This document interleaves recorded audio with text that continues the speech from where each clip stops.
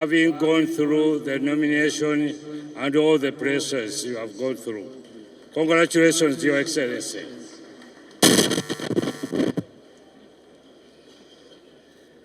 My dear delegates, I'm very, very happy, and I thank you very much for what you have done ever since you came here. Thank you for giving us a chance to continue working for this country. I really thank you very, very much for the support you have given me. And I can assure you, we are not going to let you down. We are going to work very hard to make sure the movement takes over everything. Thank you very much. Your Excellency, today it's your day, and I don't want to waste a lot of time here. I will go straight to the point. I've given a chance to invite you to come and address the delegates. Let me take this opportunity to invite you, Your Excellency, to come and address the delegates.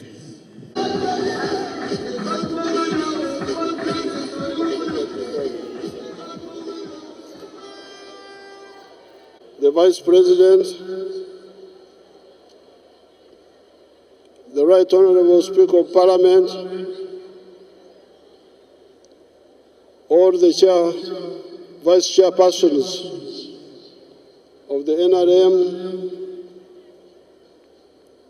the Right Honorable Prime Minister,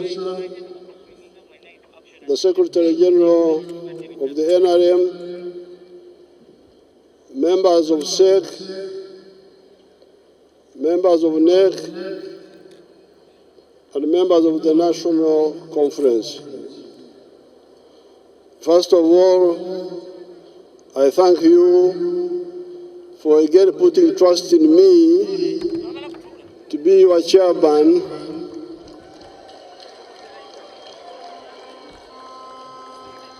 of the NRM for the period 2026, 2025, 2031. Thank you so much. I also thank you very much for electing me as your flag bearer for the presidential contest.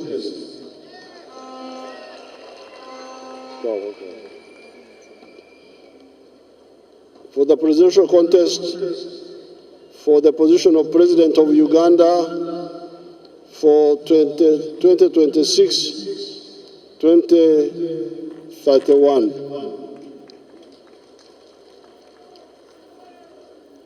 I congratulate the Honorable Alhaji Moses Chigongo for being elected by you unopposed. Thank you so much. Honorable Moses Chigongo is a senior cadre of the NRM, has worked for the NRM for a very long time, since 1980. Now, for these conferences, I have written a speech in a booklet form, which they are going to distribute to you now, of 36 pages. If I try to read it verbatim, you may die here, because it is long.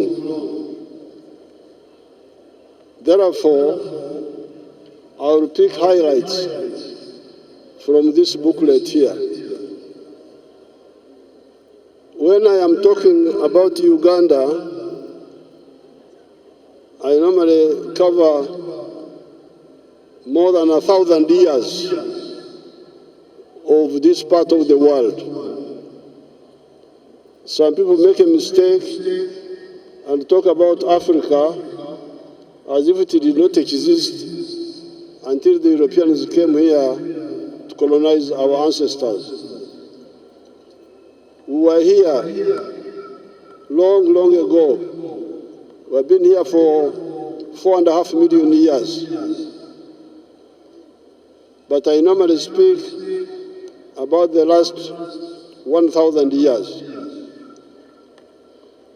However, in this booklet, I start the story at independence, 1962, when Uganda got independence after the British had been here for 68 years. At that time, our society here had been partially annexed to the British colonial system in a small way. And we are known as an economy of the 3 C's and the 3 T's. The 3 C's were cotton, coffee, and copper. And the 3 T's were tobacco, tea, and tourism. With these 6, you had a small enclave economy of money surrounded by a sea of backwardness, of economy with no money. Now, by 1962, this small island economy, this word enclave economy, is what we are using in the 1960s to describe these colonial economies.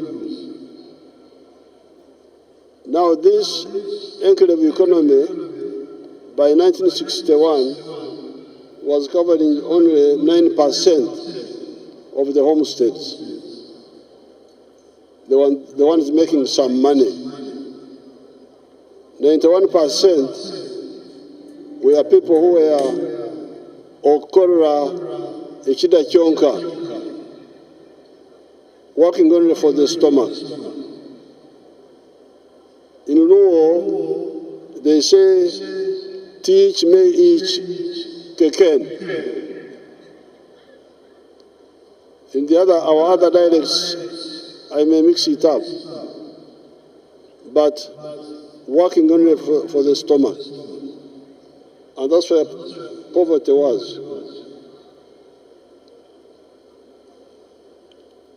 Now, in 1971, when Amin came into government, because he didn't know what he was doing, he collapsed the small island of the 3 C's and 3 T's. By the time we got rid of him, 1979, cotton had collapsed, copper had collapsed, tea had collapsed, and so had tourism. It was only tobacco and coffee that were still limping on. That's why the situation of the people was very bad. There were shortages of everything. No soap, no salt, no sugar, no sodas, no beers. Our beer drinkers were drinking beer from Burundi called Primus, and some beer from Congo. There was no beer here. Therefore, what is in this booklet is what the NRM has achieved. When we came in, we knew exactly what to do. And that's why the economy of Uganda has recovered. And as I speak today, we have gone through 5 phases. Phase number 1 was minimum economic recovery, where we brought back some of the seeds, we brought back cotton, we brought back coffee was there, we brought back tourism, and we brought back tea. Some of the seeds and the teas came back. But we also defeated magendo, smuggling,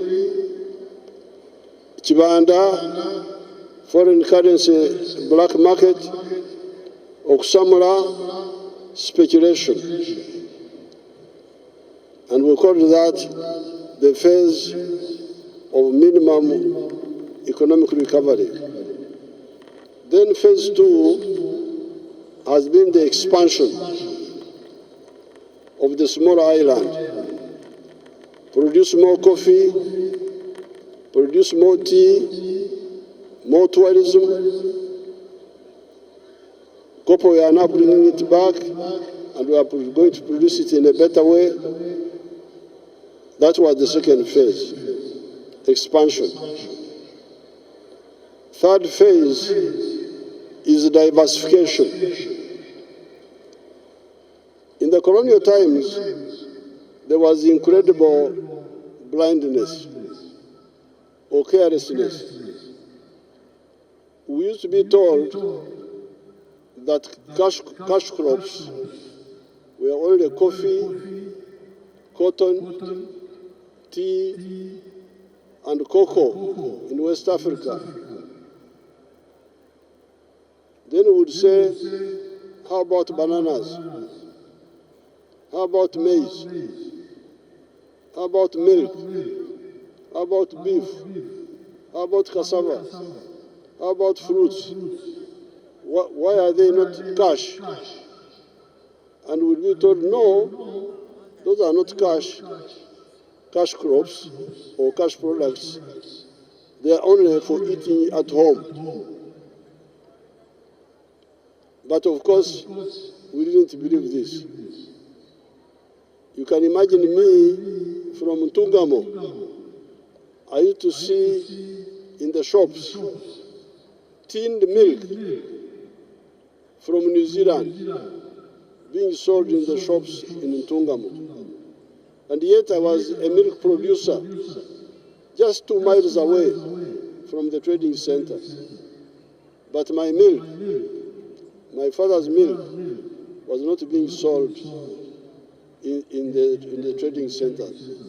So when we came, we diversified the economy. We said everything that is needed nationally, regionally, internationally is a cash product, provided it is profitable.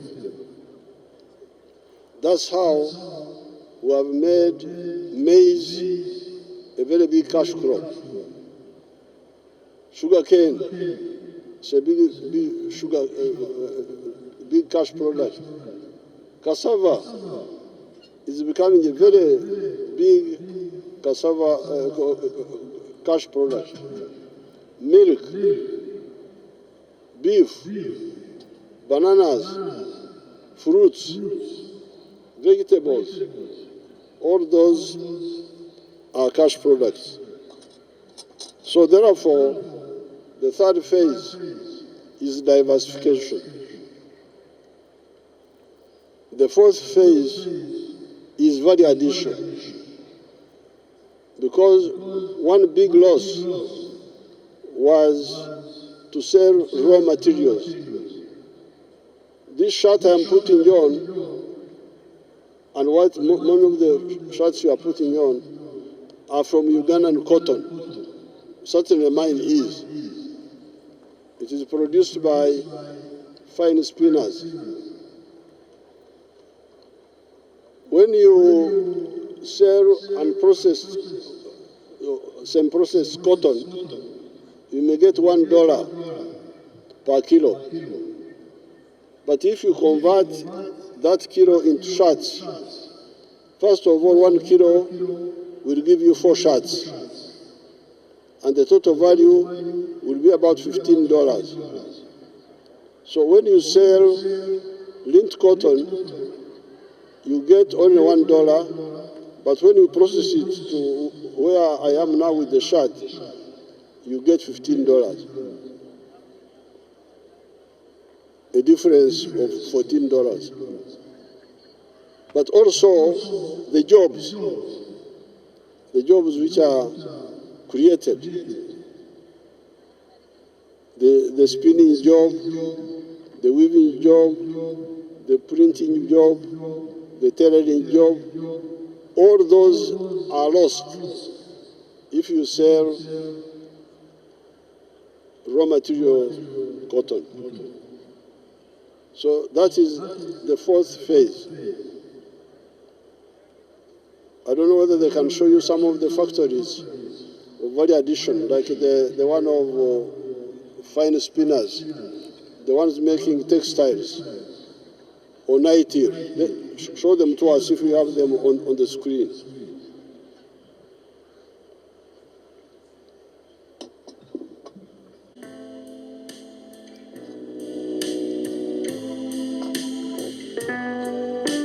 Freeze it there, freeze there.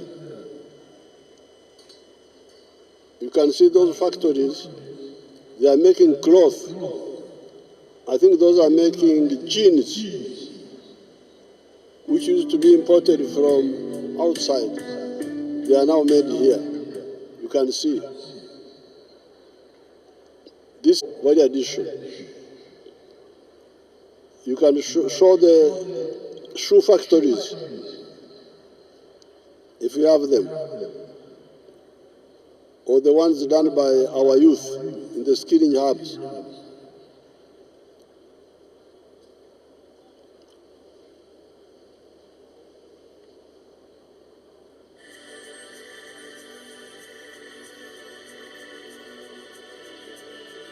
Those are products which we used to import from outside, and yet they are from our raw materials. You can imagine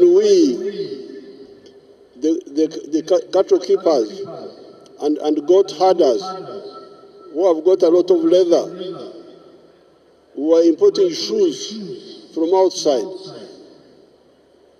importing furniture from outside, importing those metallic doors from outside. You can see not only the big factories, but even our small young people are doing them now. So that is phase 4, recovery and transformation. Phase 5 is the knowledge economy, the economy of the brain and the skills of the hand. And the best example are the vehicles which your people are now making here. The Kira electric vehicles which are being made by your people. Let them show them to you.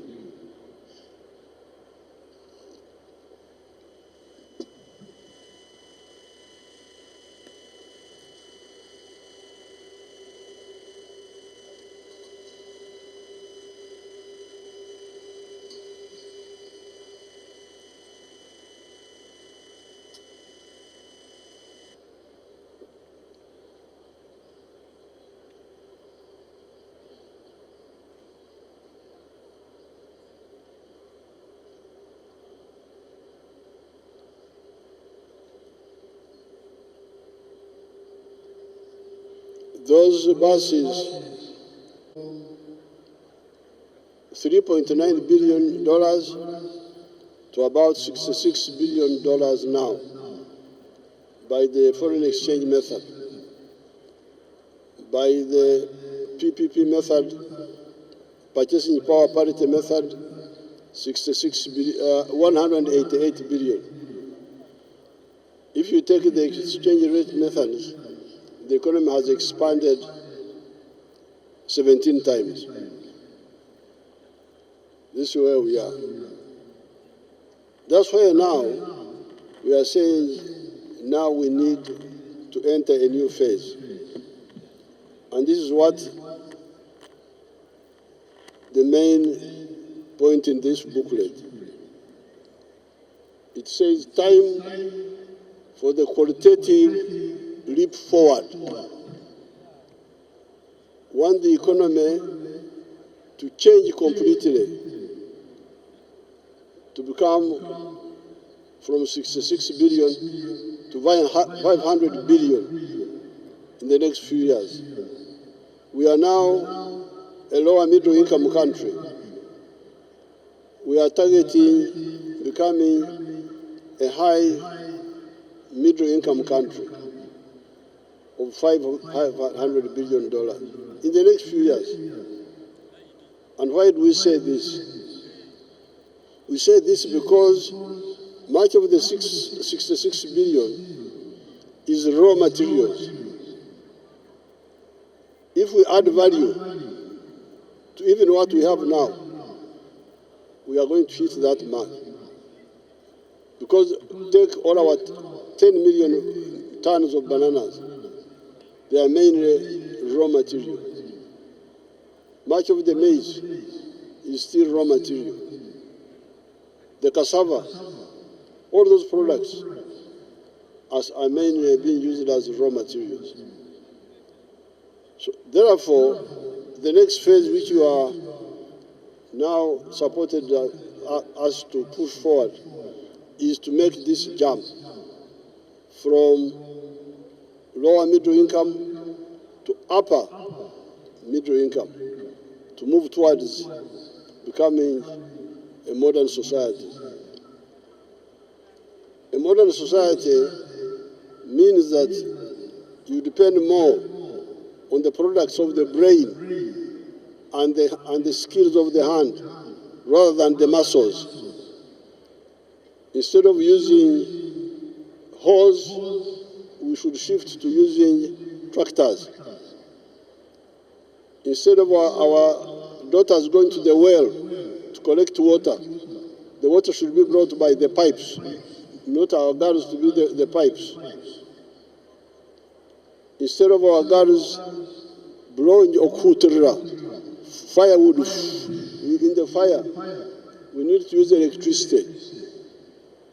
And so on, become a modern society. But in order to do that, we need to understand 7 words, which normally confuse people. Word number 1, peace. Edembe, obusinge, kuch.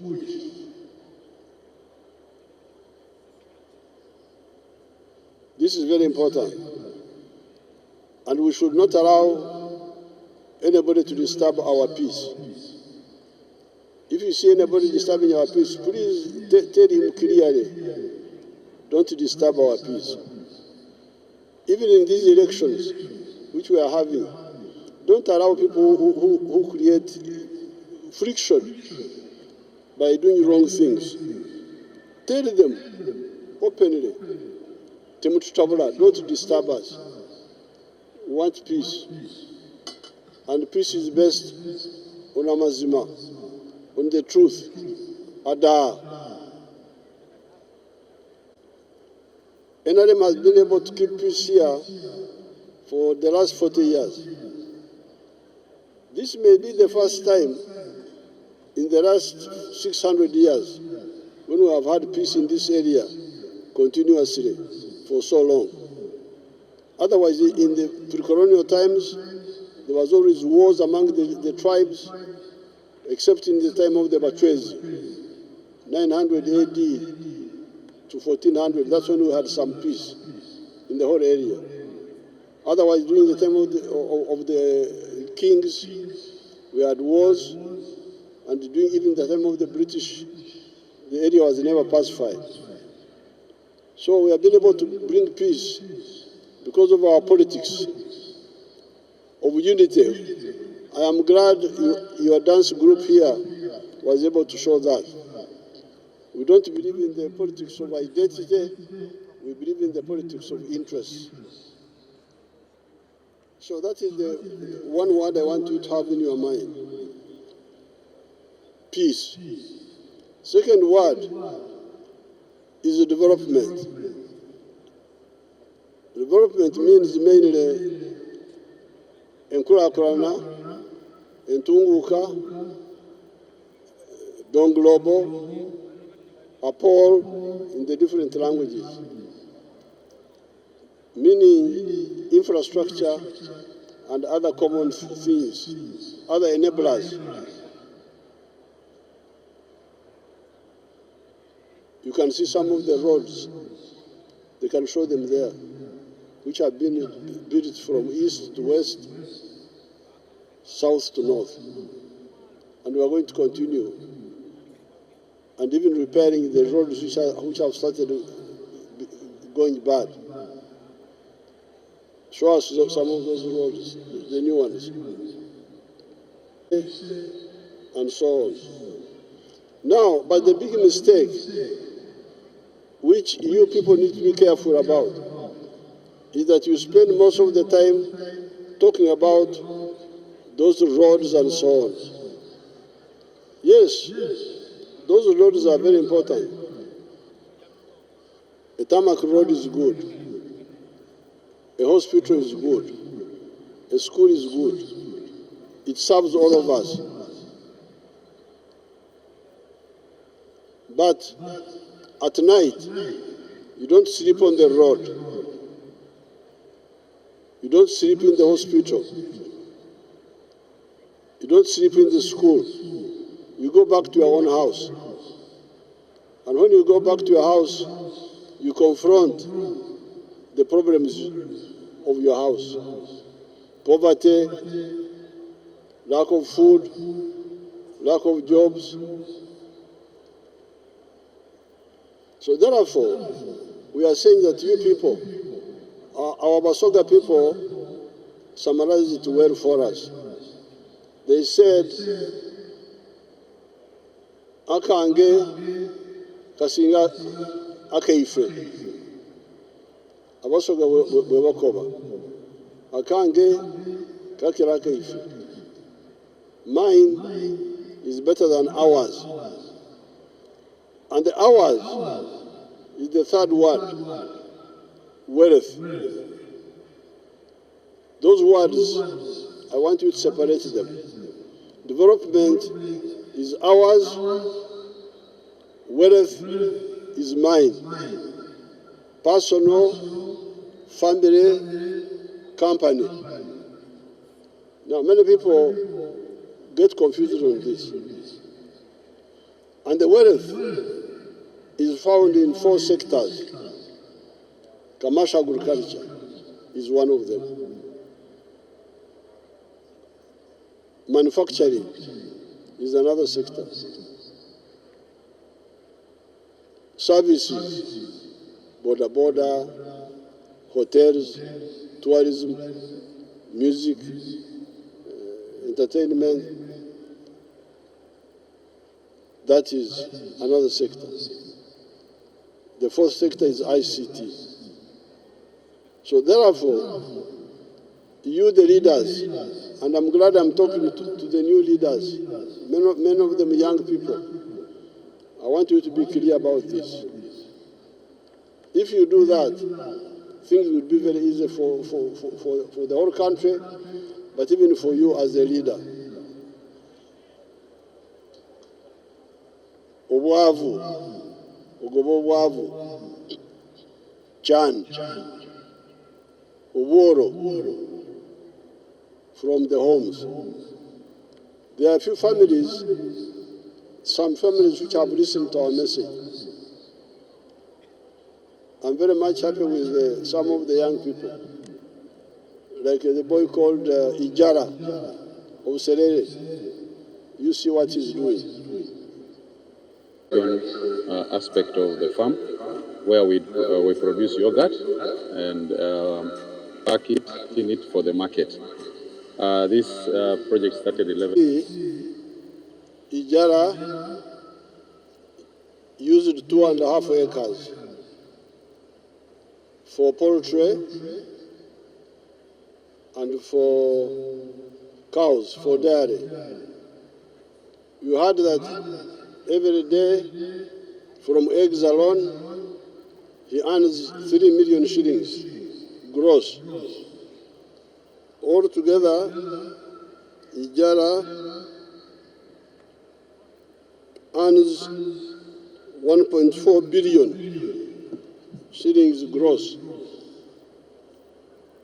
and net 608 million net in a year using 2.5 acres. You have got other people like Nyakana, Urengaju, near Fort Portal, from 1.3 acres. He earns 1 billion gross and 183 million net annually from eggs and milk. Byamukama Buchwaya earns 1.3 billion gross and 60 million net from eggs and milk and coffee and so on. There are people like Kizisto of Masaka who earn 15 million in a year. There is Basangwa of Kamuli earning some good money. You get people like Kachuro of Bundubujo earning 56 million from cocoa and so on. So there are people who have listened to the message of the NRM, doing very well. And when in commercial agriculture, sector 1, we identified 7 activities. Coffee, 1 acre, fruits, 1 acre, dairy, for pasture for dairy, 1 acre, 1 acre for food for the family. Then in the backyard, those pigs and poultry for eggs. And in the wetlands, fish farming. The wetlands are being misused, and we are underutilizing the terrestrial or lukalu, underutilizing the lukalu and misusing the wetlands. How? By growing the rice in the wetlands, we dry the swamps, but get little money. But by drying the swamps, we deprive the lukalu, the terrestrial. Terrestrial is the word for dry land, water for irrigation. And yet, if we do fish farming, we shall get more money and we shall bring back water for irrigation. I want them to show you what we are doing in Remoto, you will see.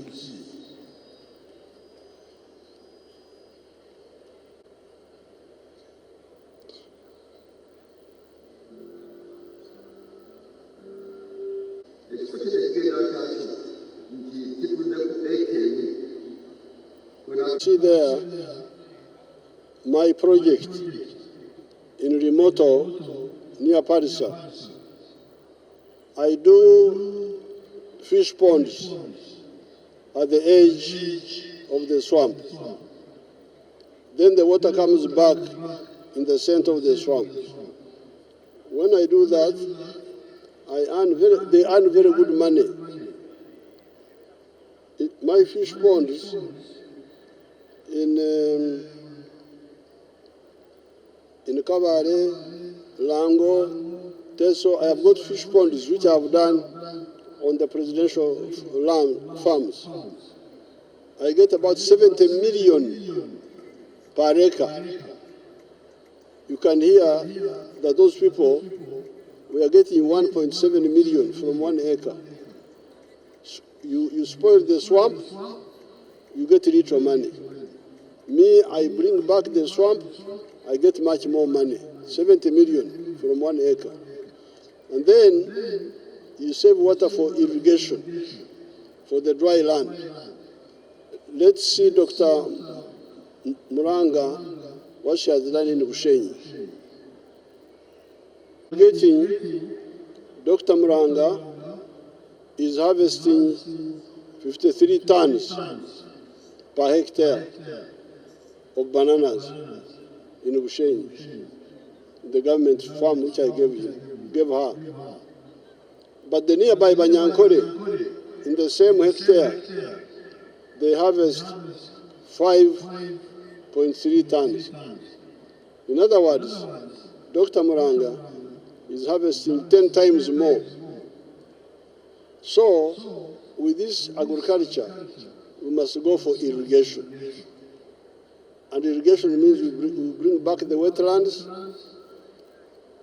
use the miga, the edge of the swamp, the center comes back, water comes back, and we use it for irrigation. Now there, that's how we had selected the 7 activities. You will see them in the booklet here. Then the second area of wealth are the factories, which you saw there. Big ones and small ones. Then services, then ICT. Then we go to the 4th word, jobs.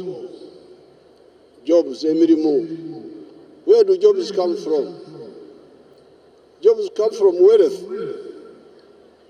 You create wealth, personal wealth, family wealth, company wealth, government wealth, a parastatal.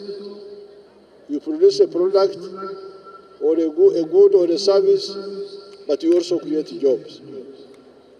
Let's see how some young people have created jobs. Show us Byamukama. Byamukama is a young member of parliament. Workers there.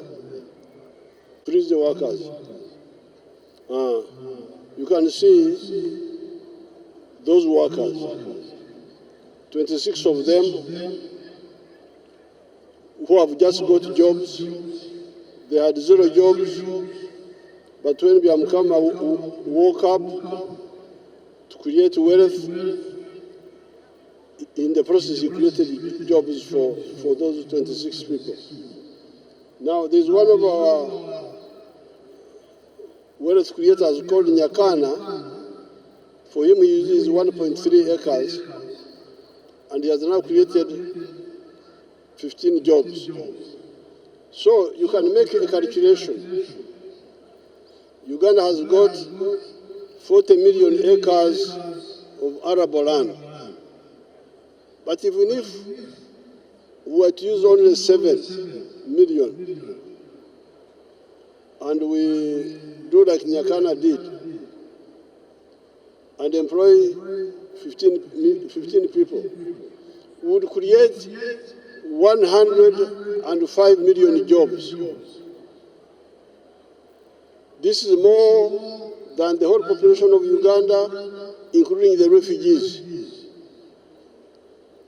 So, the issue of jobs starts with the issue of wealth creation. If we don't create wealth, there's no way jobs will come. The government jobs, which people are killing themselves over, are very few. 480,000 jobs for a population of 46 million. But as I speak today, the factories have created more jobs than all the government jobs. In this book, let me see.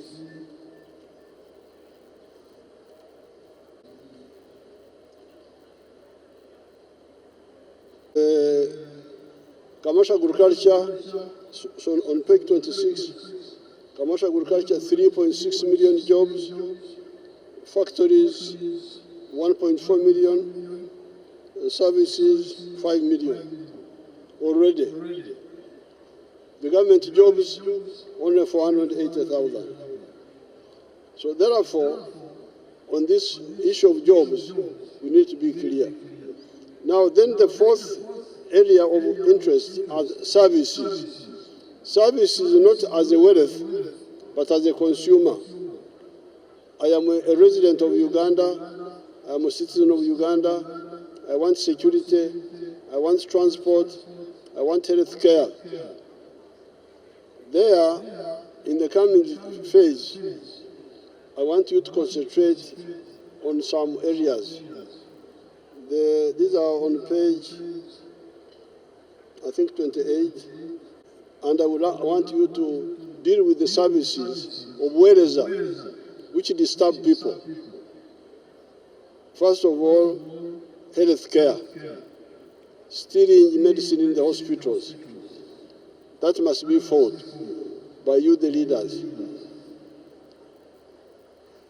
Then, immunization is doing very well. Where there's a problem is curative, treating, but otherwise immunization is doing very well. Then you have education. We must insist on free education for our children. The good thing, you have got many government schools, 12,000 primary schools, and 1,000 something for government secondary schools. But the problem is that they charge money. When you read here, you will see the point I'm making. Then we have the roads. The roads must be good. The tarmac roads and the Nrm roads must be well maintained. You, the leaders, must monitor this, especially the members of parliament.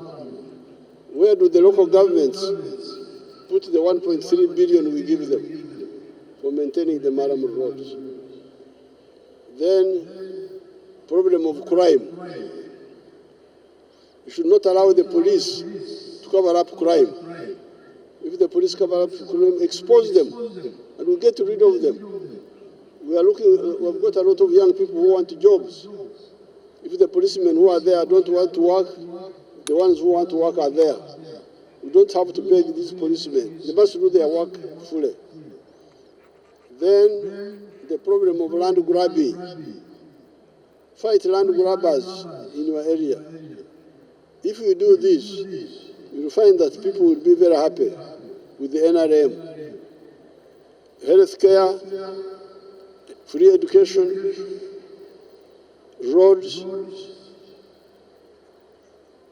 crime, land grabbing, maybe also safe water. These are the ones I would like to emphasize under service. Then the issue of market. Produce all these products. Who will buy them? I'm glad the NRM has invited the fraternal parties from other countries of Africa. It's good that we understand the issue of market. You cannot succeed in production if somebody doesn't buy what you produce. The way we are standing now, we produce a lot of products.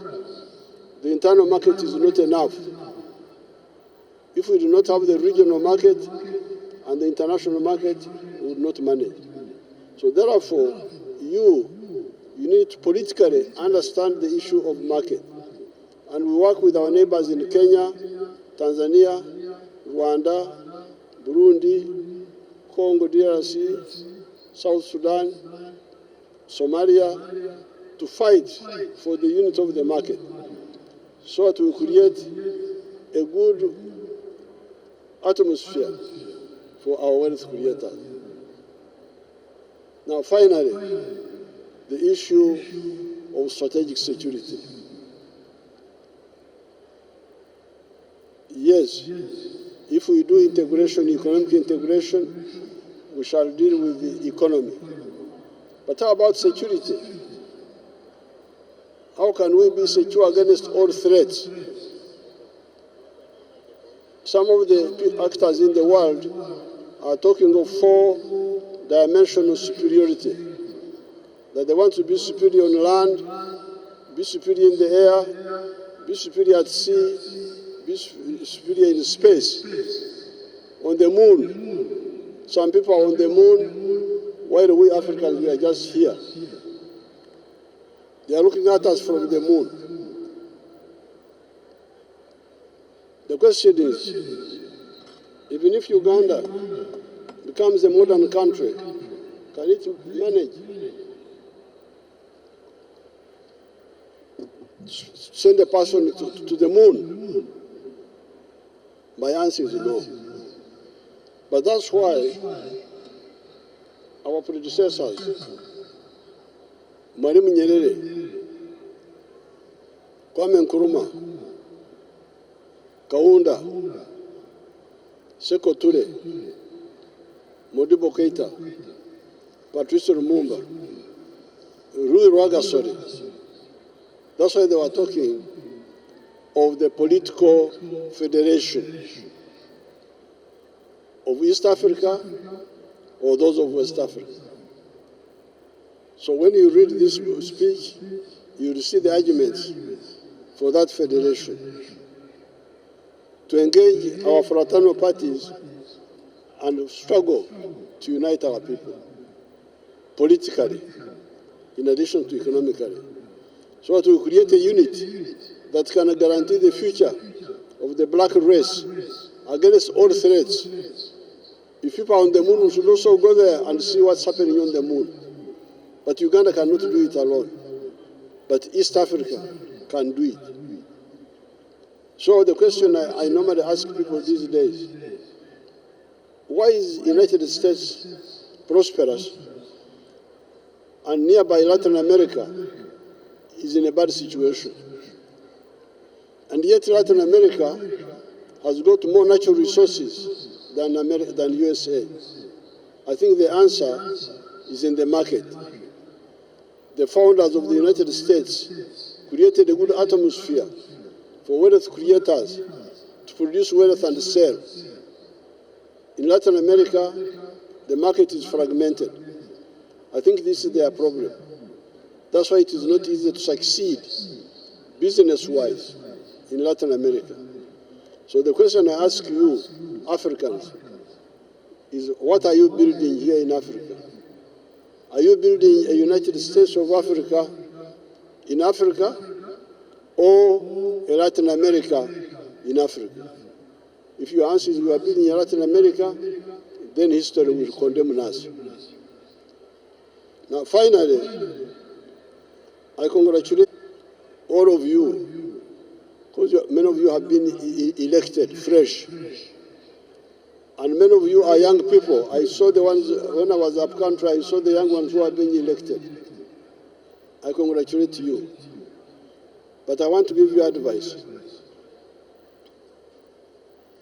The leaders who kuchenura, this is a Nyankore word which means solving the problems of the people which are solvable. The people will love you. But when you kuchenura, don't try to carry people on your head. Tewetika abantu.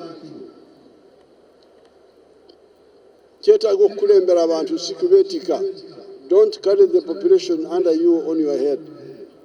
Lead them. Show them what to do. Using government resources, not your own money.